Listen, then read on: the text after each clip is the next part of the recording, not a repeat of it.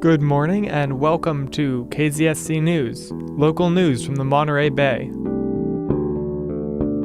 On Tuesday, the Salinas City Council voted unanimously in favor of a renewable energy plan that would give residents an alternative to PG&E.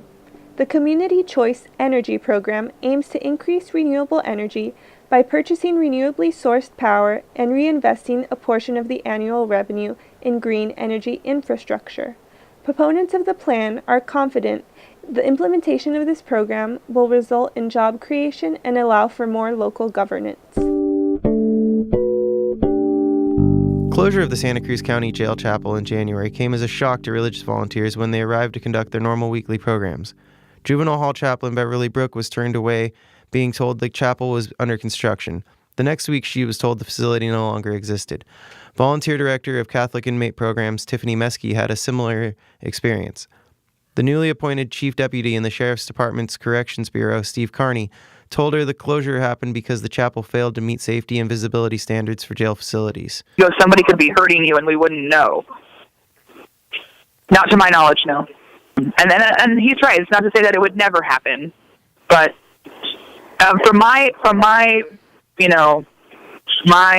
experiences with the chapel is that they want the services, so they're trying to be respectful in those spaces because they want to have those services. Another concern Carney said he had was that the chapel's decor was too Catholic to ensure equal comfort for inmates of all faiths. He said there had been complaints brought to him regarding this issue. Meskey was told the jail is looking into bringing in a volunteer chaplain on board to restart programs. And Brooke is hopeful that recent savings from lower incarceration rates due to Prop 47 can be used to hire a new full-time chaplain.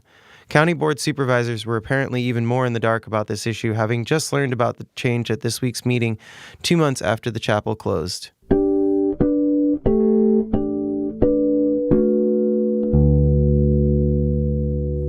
The Lawrence Livermore National Laboratory was founded in 1952.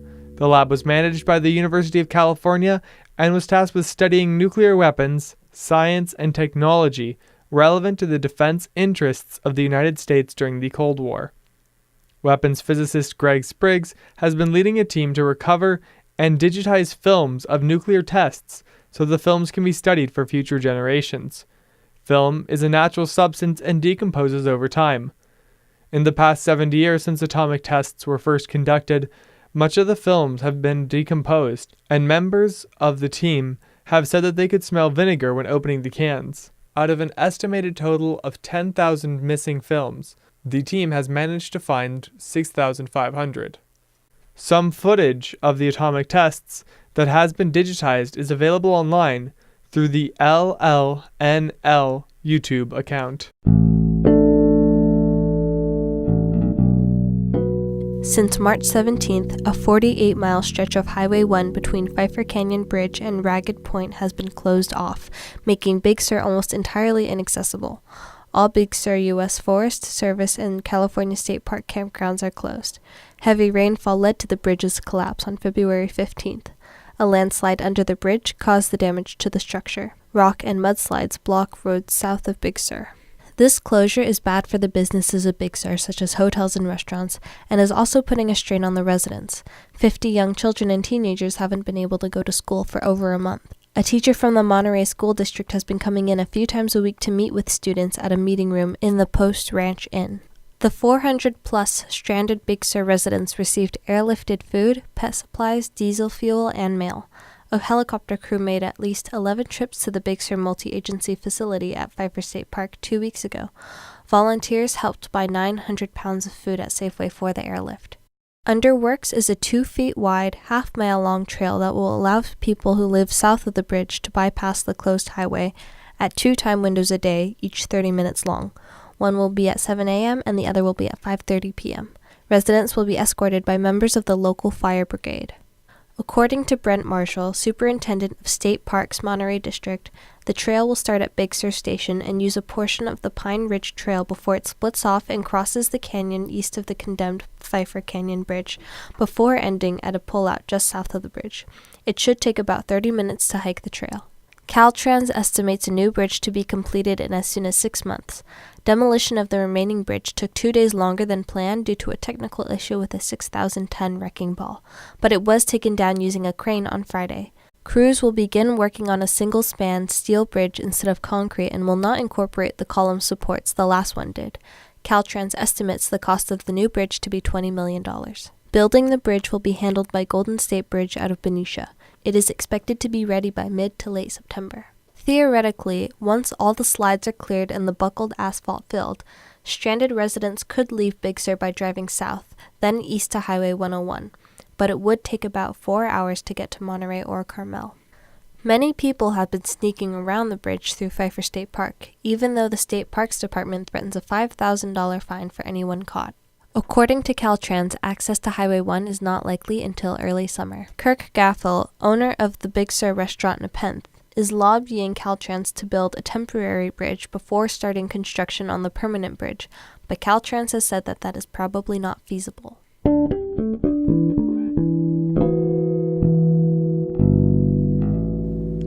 Crisis intervention training has come to the Santa Cruz Police Department. The 2 high-profile, officer-involved shootings that occurred in 2016 emphasized the need for nonviolent intervention training. The goal of the 3-day training was to teach officers how to approach an individual experiencing a mental health crisis and how to avoid the use of deadly force when possible. Sergeant Mark Eveleth of the SCPD is optimistic that the program will yield positive results in the community. The Regents of University of California met last week in San Francisco, and one of the things they discussed was whether to cap the number of non-Californian students. The Regents have until May to create a policy limiting out-of-state enrollment, or else the state legislature says it will withhold $18.5 million in enrollment funds. The initial UC proposal discussed at the meeting is to cap undergraduate enrollment at 20% of the student population system-wide. Currently, non-resident students are 16.5% of UC undergraduates. That proportion has quadrupled since 2007, as campuses struggled to make up major state budget cuts during the recent recession. Each non-resident pays about $27,000 more in tuition than Californians do. Regent Eloy Ortiz-Oakley said the UC system should first make a better case to the state about its funding needs. He referred to the non-resident tuition as sugar water and public funding as protein to stress the need for the state to beef up the UC system with more money. The protein for our campuses comes from public funding. I think this policy just assumes that it's going to be impossible to get public funding. Maybe that's correct. I'm not convinced that it is yet. UC has also increased the number of Californian students by 10% in the last decade. Susan Willits, a staff member at UC Santa Cruz, pointed out that the big overall enrollment increases that this push has produced are causing major impacts locally. We've just learned that our campus will be taking on an additional 650 students this fall. That makes an almost 10% increase in a span of 2 years without any additional classrooms, housing, parking, transit, or support staff. We understand an agreement was made to accept more students, but there's also an implied contract that these students will get a world-class education. And that's just not possible anymore, not with overcrowded classrooms and not with students sardined into housing. On the staff side, this adds to the deterioration of working conditions that's happened over the past 10 years. Those near retirement age are getting out as soon as they can, while newer staff struggle with housing costs and relentless workload, and then they leave. We ask that you revise the cost of labor calculation for UC Santa Cruz and postpone any further student growth until we can catch up. Also last week, the Board of Regents voted unanimously to approve the appointment of Carol T. Christ as the Chancellor of UC Berkeley. She is the 11th Chancellor and first woman to lead the 149-year-old campus. Christ is a Victorian literature and poetry scholar, and she first came to UC Berkeley as an assistant professor in 1970. At the time, only 3% of the faculty were women. Regents Board Chair Monica Lozano, in congratulating Christ, called her, quote, a true champion of diversity and inclusion.